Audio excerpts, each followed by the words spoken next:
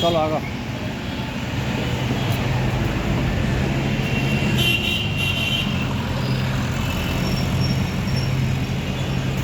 এই প্রকল্পগুলোর জন্যই, বুঝিস তো, মমতা ব্যানার্জি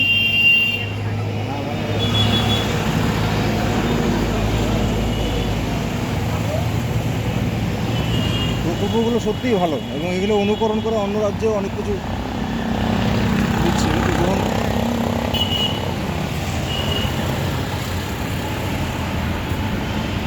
আমরা এসেছিলাম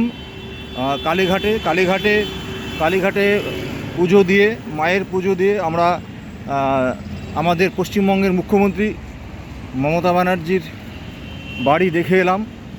সেই যে ঘরে উনি থাকেন, টালির ঘর, সেটা দেখে এলাম। ওখানে খুব রেস্ট্রিক্টেড, ছবি তোলা নিষেধ, তাই ছবি ওখানে তুলতে পারিনি, অনেক সিকিউরিটি।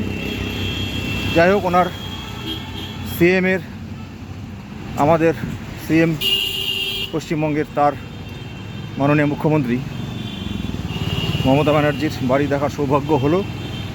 টালির ঘরটা দেখলাম, যেখানে তিনি থাকেন, এখনও থাকেন। পিছনে তার অফিস ঘর রয়েছে, রেস্ট রুম সবই রয়েছে, কিন্তু তিনি এখনও টালির ঘরটা থাকেন। যাই হোক, এখানে এখন আমরা সেই কালীঘাট রোড দিয়ে যাচ্ছি আলিপুর জু দেখতে। ধন্যবাদ।